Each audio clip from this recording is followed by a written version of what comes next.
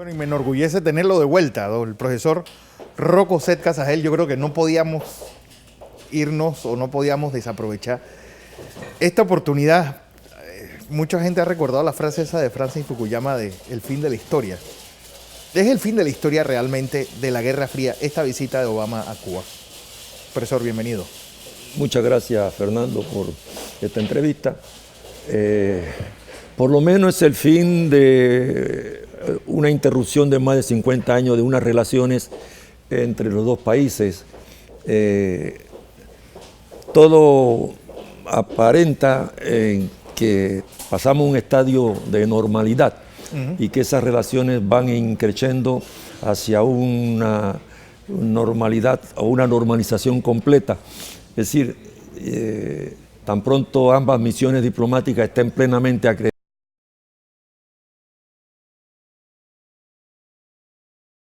claro. Entonces se habrá completado esa primera fase.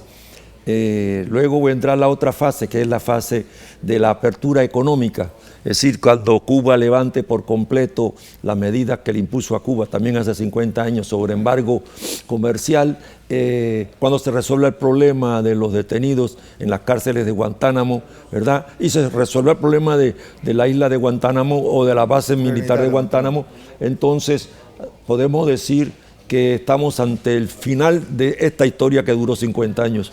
Bueno, y obviamente eso le dará a América Latina un nuevo giro en su historia con los Estados Unidos. Estados Unidos, en lo que va de su vida independiente, 250 años, ¿verdad? O 240 años, ha tenido intereses y no amigos. En consecuencia, por ahí saldrá otro nuevo interés, ¿verdad?, que tendrá que resolver. Yo siento que si se resolviera por completo el asunto cubano, hay otros problemas, si no en el continente, en otras partes del mundo, que los Estados Unidos tendrán que ocuparse. Esta relación de... Ninguna situación es igual, pero por lo menos hay una analogía muy clara de la presidencia de Carter, cuando se pensaba que las cosas iban a mejorar la relación Estados Unidos América Latina, viene Reagan y frena mucho de ese proceso en seco. Es decir, todo lo que se ha avanzado, esa visita a la Argentina de Mauricio Macri, esa visita a la Cuba de los Castro de parte del presidente de Estados Unidos, es decir, todo eso puede parar en seco, ya es un gobierno republicano, claro que sí. Claro que sí lo podría parar, y tú lo has manifestado muy bien. En el caso de Reagan con Carter, él paralizó por completo los avances que había hecho el presidente Carter en cuanto a América Latina, ¿verdad? Y pretendió incluso con nosotros hacerlo después de los tratados Torrijos-Carter relativos al Canal de Panamá. En el caso de ahora, todos los avances que haya podido hacer el presidente Barack Obama, podría en una presidencia republicana detenerlos, pararlos o ralentizarlos. Ralentizarlos el presidente que venga por el Partido Republicano, llámese como se llame, por los vientos que soplan, sería Donald Trump. Bueno, ahora vamos a la parte pues medular de la situación mundial, que es este ataque terrorista a Bélgica y hecho por ciudadanos belgas de origen marroquí, pero ciudadanos belgas en todos sus derechos, y eso pues dejando al descubierto falencias importantes en los servicios de inteligencia, no solamente belgas, sino de toda Europa.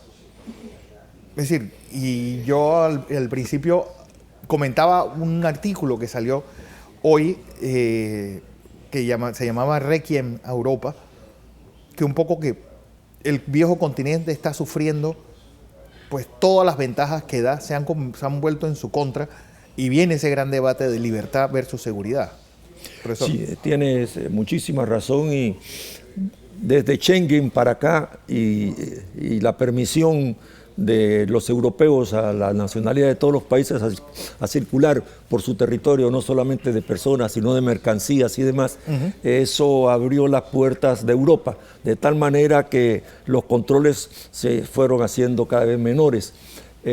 Todo aquel que haya nacido en Europa, sea del origen que sea, es europeo, en consecuencia por el jus soli, particularmente los árabes, y porque muchos de los países de la Europa del Sur tuvieron colonias en los países árabes, y en consecuencia estos podían reclamar la nacionalidad de esos países solamente con que sus hijos nacieran en ese territorio.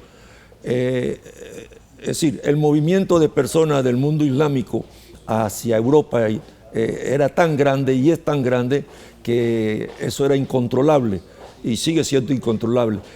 Ahora con mayor razón después de estos actos terroristas, que no es el primero, es decir, ya hubo otro antes en París, ahora este otro en Bruselas, se habla de que se están preparando otros actos terroristas. Eso es impredecible, es decir, el terrorista no anuncia cuándo lo va a hacer y cómo lo va a hacer. Hay mucho fanatismo también dentro del mundo islámico. En consecuencia, yo siento que estamos por vivir todavía días muy aciagos.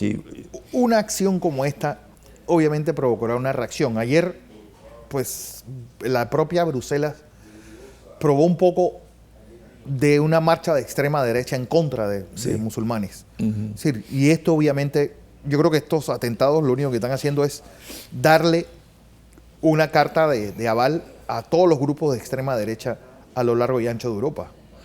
Y con lo cual va a agravar también la situación de los emigrantes que están buscando refugio en Europa, ¿verdad? Por la situación que se vive en el Medio Oriente.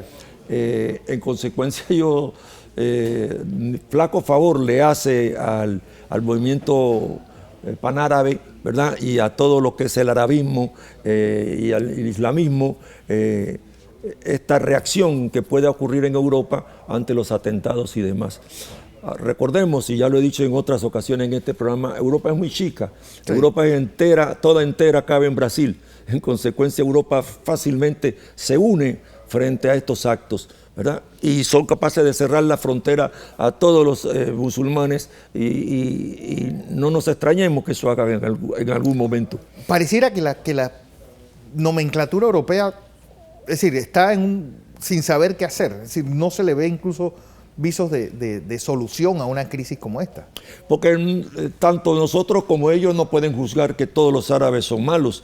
En consecuencia, deben de partir de la premisa de que todos los musulmanes y todos los árabes no son terroristas. Es decir, la gran mayoría, la inmensa mayoría no lo son. En consecuencia, eso hay que hilar delgado y se tendrán que poner al tanto y apretar y afinar todos sus mecanismos de seguridad, todos los estados europeos, para impedir el ingreso en Europa de quienes sospechen. Ahora, es tan difícil hacerlo, créemelo, es tan difícil como hallar una aguja en un pajar. Y obviamente, casos, por ejemplo, como el polaco o el checo, de decir, no entran a mi territorio refugiados de religión islámica, ¿puede ser la norma alrededor de Europa? Oye, más grave que el caso polaco y el caso checo es el caso de Macedonia. Macedonia incluso, que es la primera puerta de entrada a la Europa ex socialista, está impidiéndole, y los que ya entraron tienen problemas serios cuando pasan por Croacia o por Eslovenia rumbo a Italia o rumbo a Alemania o Viena, tienen serios problemas, es decir, le están poniendo muchos problemas, estos que tenían una mejor, digamos, concepción o más realista de la sociedad moderna, o por lo menos solidaria. Entonces, ¿qué se puede esperar de los otros? Yo siento que días muy aciagos se espera hacia su mundo, ¿verdad?, islámico, en cuanto a su llegada a Europa, para salvar el pellejo frente a lo que les espera. ¿Esa fobia pasará el Atlántico? No creo. No solamente hay 6.000 kilómetros de distancia, sino que ya hay que pensarlo dos veces. Y entonces hay otros mecanismos, y siento también que ya no es lo mismo llegar a América, o por lo menos a las Américas del norte, sí. Y quizás lleguen algunos, los de más dinero lleguen a Sudamérica, donde tienen claros, digamos, muchos parientes y amistades fuertes que podrían impulsar esa venida del mundo islámico hacia Argentina, hacia Paraguay, hacia Brasil, pero ya el resto, a Estados Unidos ni hablar. Estados Unidos cerrará sus fronteras por razones obvias.